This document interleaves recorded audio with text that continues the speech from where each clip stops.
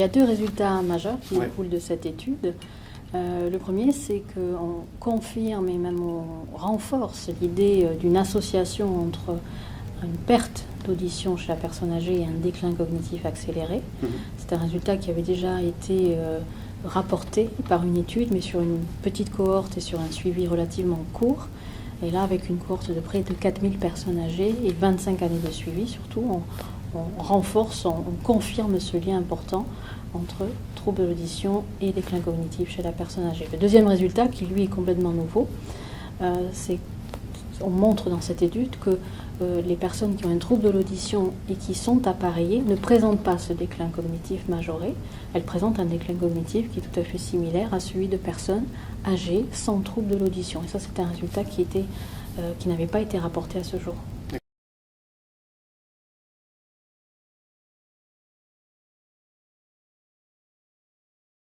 Alors ce sont des résultats très forts, ce qu'on attendait, quelque part ces résultats, et c'est la longueur du suivi et la taille de la cohorte probablement qui a permis de mettre en évidence ce déclin cognitif qui existe chez les personnes ayant un trouble de l'audition non appareillé, qui n'existe pas, en tout cas pas de manière accélérée chez les personnes qui ont un trouble de l'audition et qui sont appareillées.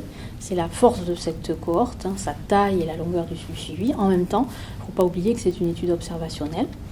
Et donc ça, c'est une limite importante. On n'est pas dans une étude d'intervention, on n'est pas dans un essai thérapeutique contrôlé, randomisé, où on va intervenir en appareillant certaines personnes et d'autres non. Et puis, au cours du temps, on va comparer leur trajectoire d'évolution.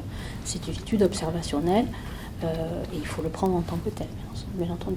La deuxième limite, éventuellement, qu'on peut voir, c'est que c'est une perte d'audition rapportée, déclarée par les individus. Ce n'est pas un audiogramme qui nous a permis de documenter, d'objectiver la perte d'audition, c'est la plainte rapportée par la personne qui dit avoir une perte modérée, majeure ou pas de perte du tout.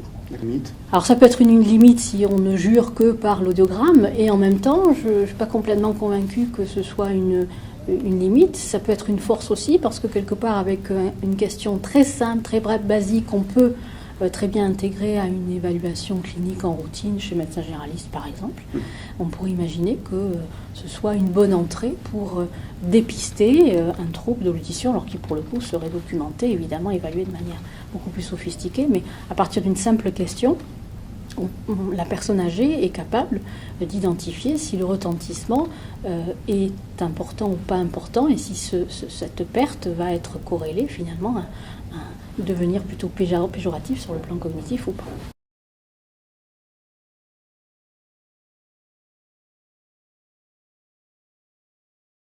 Je pense personnellement que ce serait une bonne chose d'aller plus loin maintenant pour apporter vraiment la preuve formelle définitive en mettant en route un essai thérapeutique dans lequel on réfléchirait vraiment à la méthodologie, à la fois d'intervention, d'évaluation, etc. Cela dit, ce sont des études qui sont coûteuses. Voilà, il faut suivre les personnes pendant un certain temps, il faut les appareiller, il faut concevoir l'essai, ensuite l'analyser. Tout ça se fait évidemment avec des moyens. Donc oui, c'est tout à fait faisable sur le plan scientifique. On a l'habitude de faire ce genre d'essai thérapeutique. Pour autant, voilà, il faut trouver les moyens pour le faire. Et en tout cas, nous, on serait partants, évidemment, pour participer à une telle étude, parce que je pense qu'elle est vraiment nécessaire.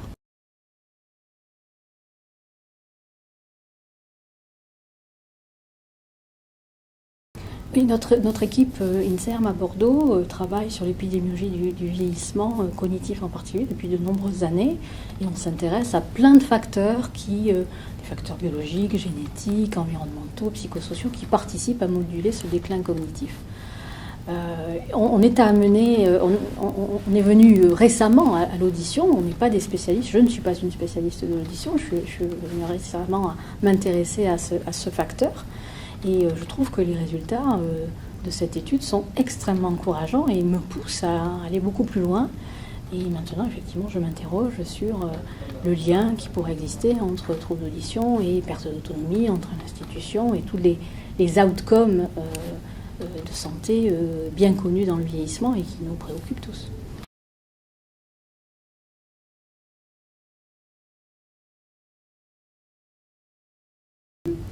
Absolument.